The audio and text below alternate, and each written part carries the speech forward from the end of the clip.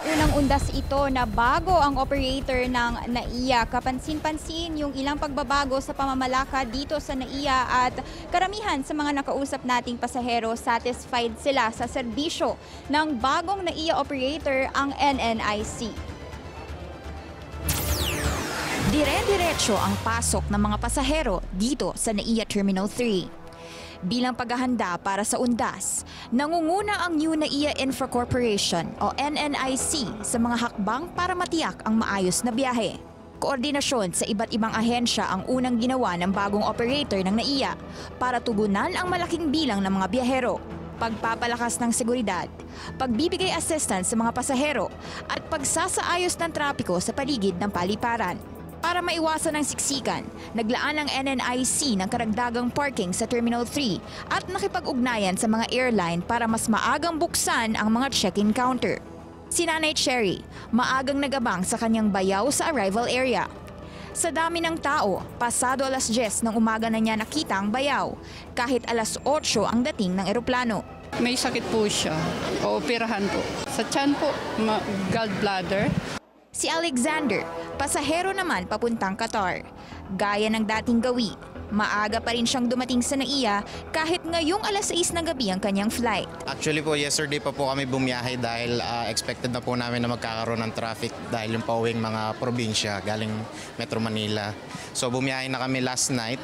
Walang hassle at kumpara sa nakaraang biyahe, mas gusto raw niya ang serbisyo ngayon sa NAIA. Compare po sa airport na pinanggalingan ko na rin po, which is from Qatar, it's the same process din naman po, same security and no breach naman po. Si Nanay Marianita naman, hindi sanay sa bilis ng pagpasok sa NAIA. Akala niya, kailangan pa niyang magtanggal ng alahas katulad ng dati niyang karanasan. Inaantay ko nga, hinahanap ko nga eh. Yung security? Oo, sabi ko, bakit? Wala pang ano, bakit ganun? Oh, di ba? Mas okay lang. Naka-off na itong mga x-ray machine at metal detector dito sa isa sa mga entrance sa NAIA Terminal 3. Desisyon nito ng NNIC matapos sa mga reklamong mahaba ang pila. Sa pagbabawas ng security screening dito sa entrance, inaasahang mas mabilis ang pagpasok ng mga pasahero. Sa kabila ng bagong pamamalakad ng NNIC, meron pa ring mga aberya. Matapos ang mga naantalang bagahe nitong mga nakaraang araw. Kahapon naman, under maintenance ang mga monitor na ito kung saan makikita ang ilang detalye gaya ng boarding gate, flight status updates at departure times. Una nang sinabi kagabi ng NNIC sa isang press briefing na marami pang kailangang ayusin sa NAIA. Dito namumuno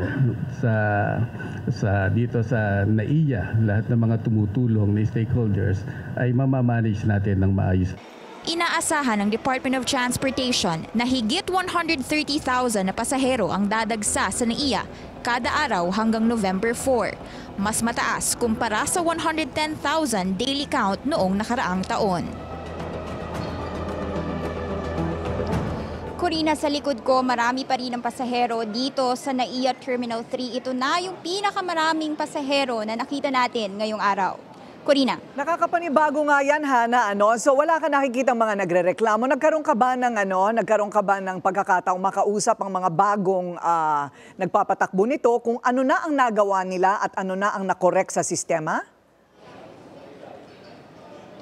Yes, Corina, actually doon sa press briefing kagabi kasama yung NNIC, yung bagong ang operator ng NAIA, sinabi nila no, maraming nadagdag, isa na dyan yung Wi-Fi. No? Actually, na-experience natin mismo yung Wi-Fi dito sa NAIA. Medyo mabagal pero at least kumpara sa dating serbisyo, no, okay naman. At bukod dyan, yung doon nga sa x-rays at detectors, sinabi naman nila at reassure nila ang publiko na wala naman daw mawawalang, hindi naman mako-compromise yung security dito sa loob ng NAIA. At sinabi pa nila na magdadagdag pa rin sila ng personnel, i-check pa rin ng guards yung boarding passes, employee IDs at laging naka-standby ang mga kapulisan sakaling magkaroon ng threat dito sa loob ng NAIA. Corina.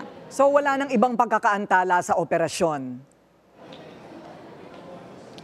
Actually, Corina, kahapon. Bukod doon sa nag-down na monitor, ngayon merong in-announce yung NNIC na magkakaroon ng water interruption ang Terminal 3 bukas mula alas 2 ng hapon, November 1 hanggang alas 6 ng umaga sa November 2. Ito daw ay dahil sa maintenance work ng Maynilad sa Putatan Treatment Plant. Ayon sa NNIC, handa naman sila at meron daw nakaimbak na 3.2 million liters ng tubig sa kanilang mga water tank at meron ding mga water truck na naka-standby sakaling kulangin pa rin yung supply at meron ding mga water container sa mga restroom para masiguradong may tubig ang mga pasahero at staff. Hiniling naman ng NNIC na magtipid sa tubig dito sa NAIA, lalo na sa mga restroom at payo nila.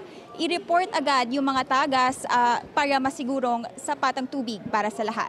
Balik Ayun. sa'yo, Corina. Okay, nataon pa na November 1 ng water interruption. Napakaswerte naman natin. Anyway, sana'y wala nang maging grabing aberya. Maraming salamat, Hannah T. Live mula sa NAIA.